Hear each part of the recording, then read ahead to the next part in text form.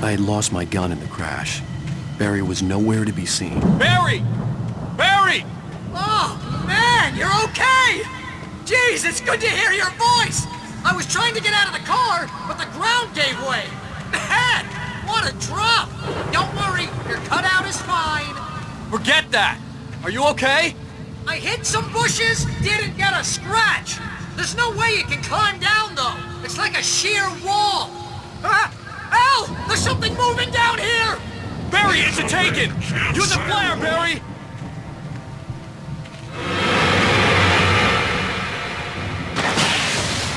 Oh! Yeah! Barry, are you alright?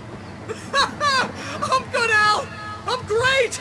Guess you never messed with anyone from New York City before, huh?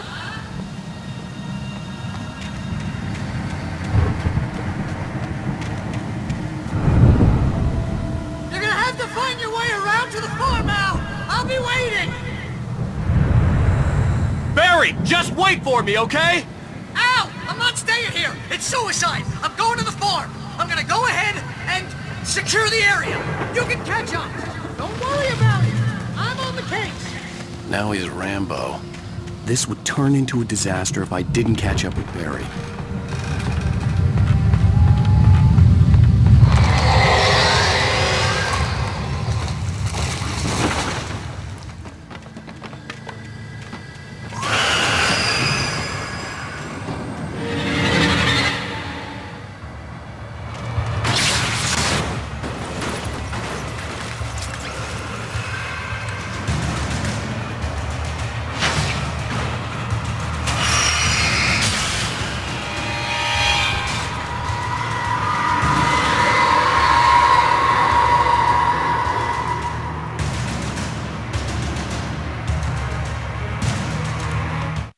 When he stopped the car at the Anderson farm, Walter felt relieved. Oblivion was close at hand. The brothers wouldn't miss a jar of moonshine or two in the booby hatch. But then he saw the man on the porch, and he knew who it was. Driving for his life and knowing it was useless, he didn't realize he was crying until he couldn't see the road for the tears.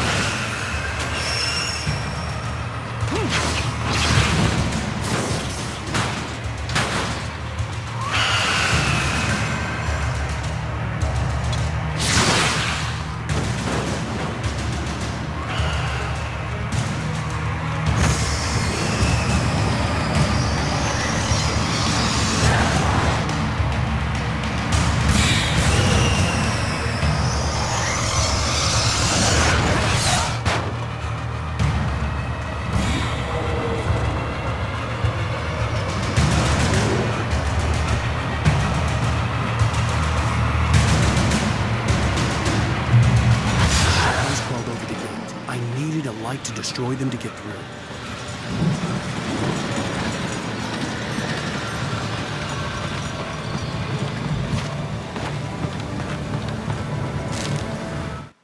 Agent Nightingale stared at the passed-out rider. The man was sleeping off one hell of a night. Nightingale felt a stab of envy at Wake's oblivion, but he had a job to do. He put the gun to Wake's head and almost became a murderer. His hand shook and his throat felt tight and dry. Biting his teeth, he tried again to pull the trigger. He lost the nerve. Wake stirred. Nightingale would have to settle for an arrest.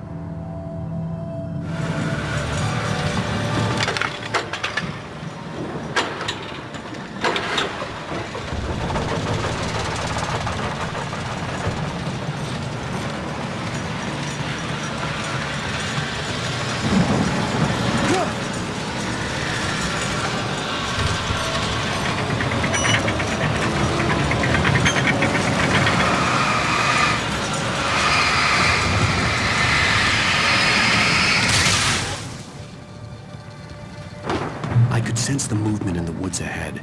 Facing the enemy without a weapon was dangerous, but I had no choice.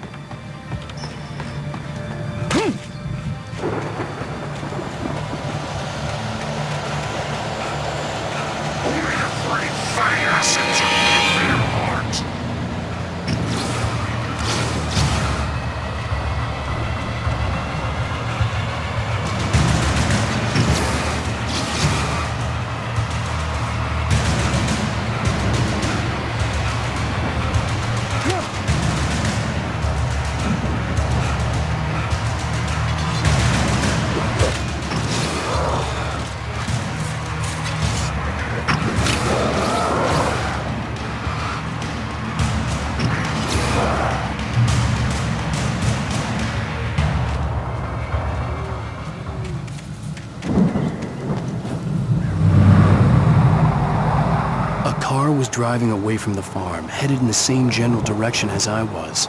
For all I knew, it was Barry, caught in the consequences of leaping before looking.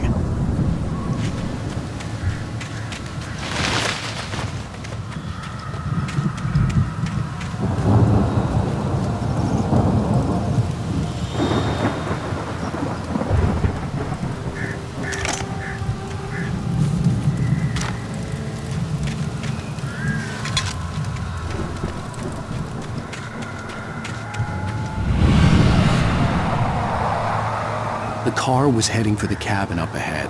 It wasn't far. If it was Barry, I would see the damage soon.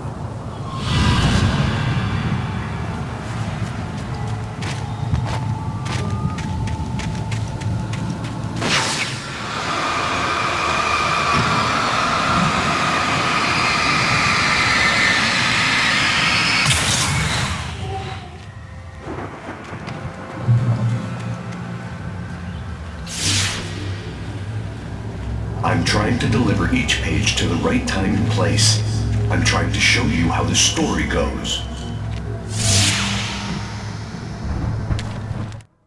The dark presence followed the choreography laid out to it in the manuscript, growing stronger and stronger, moving like a storm from one scene of destruction to the next. But it was still bound to follow the story and chain to the dark place it came from. When the story reached the end it longed for, it would finally be free. I had seen glimpses of the light before. I had seen it in my dream. It was a strange spaceman or a diver in a bulky suit. He was the one who'd been placing the pages on my path.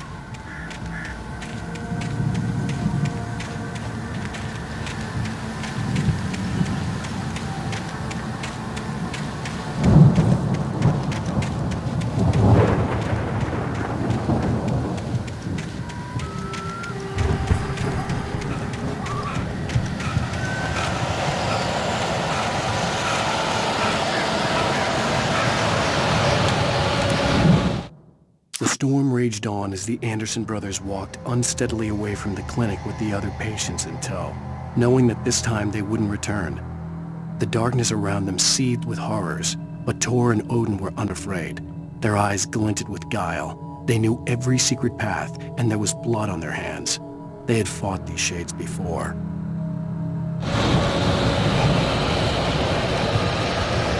Someone had left a gun behind.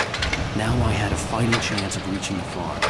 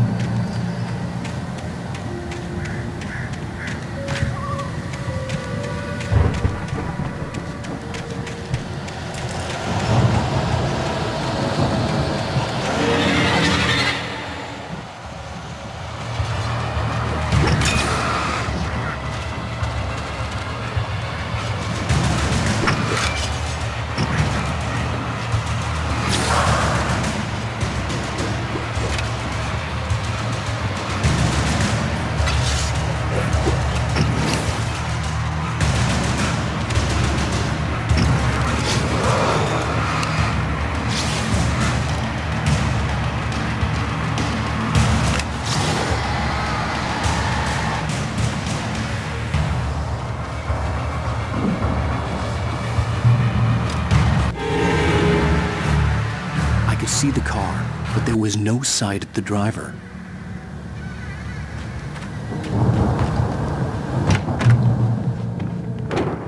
Hello? Anybody here? Ah! Barry! No! Danny, you're not! Ah! Please! Ah! What are you?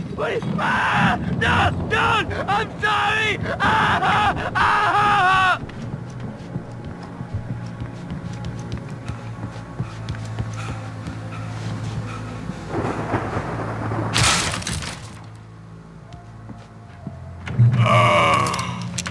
I know you. You were in jail the other day. I went to the farm again for the moonshine, you know? It makes you see. They're not gonna miss it. They're in the loony bin. But my buddy, Danny, I lost him. Something's gone wrong with him. It's not him. Like a real bad follow-up to a real good movie. The best friend's suddenly the bad guy. Who wrote this crap anyway?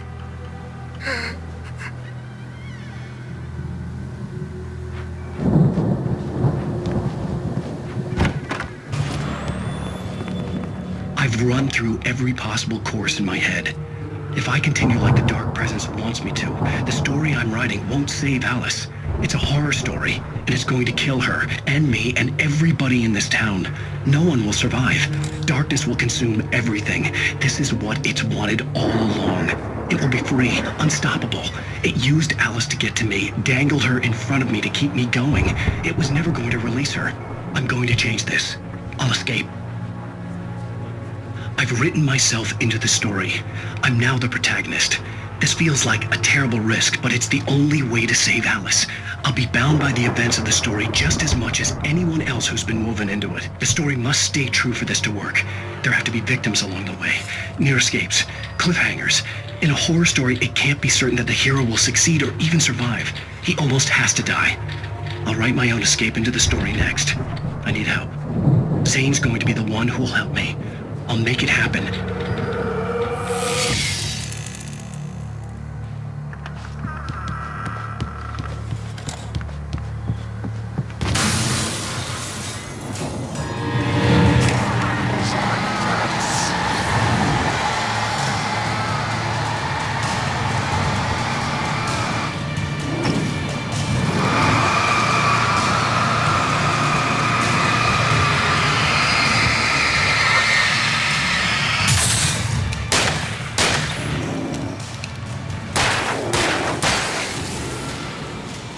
Let me guess. Danny, huh?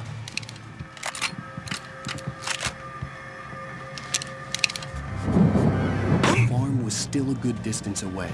I'd need a car to get there fast.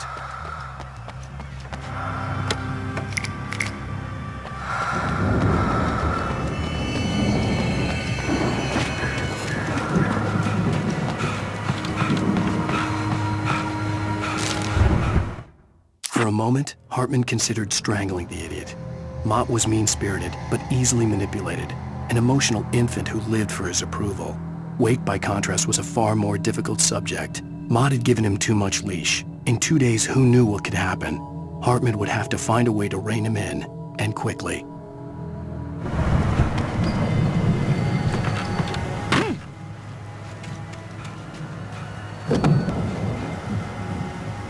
If Barry wasn't up here, he was probably in trouble down at the farm. For a moment, I felt bad for doubting him. After all, I'd made it this far myself. But Barry was Barry.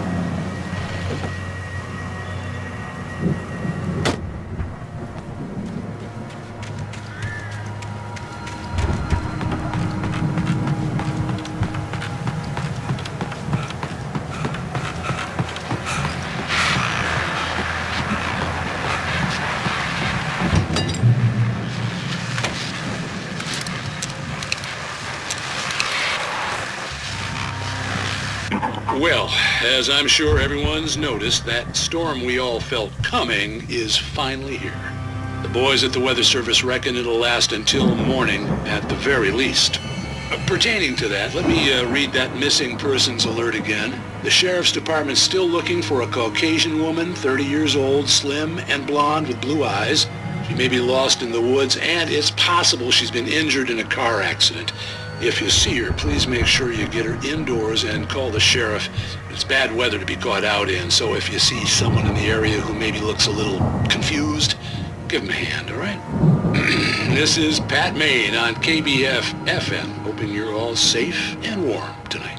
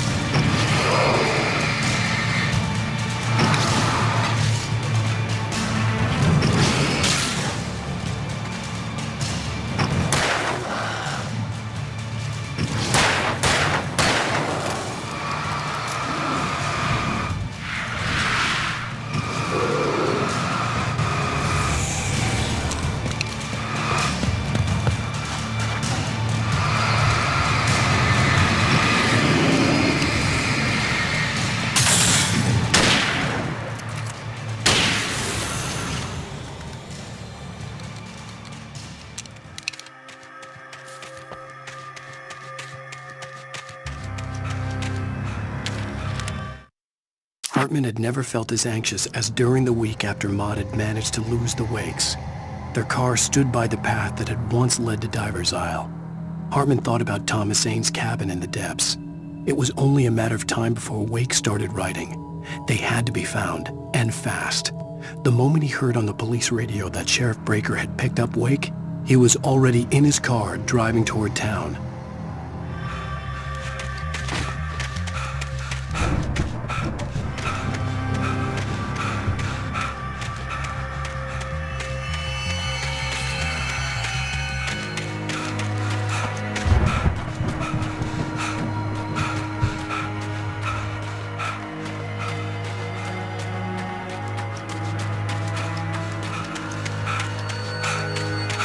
I'd known the brothers used to be some kind of rock stars, but it hadn't really sunk in until I saw the stage.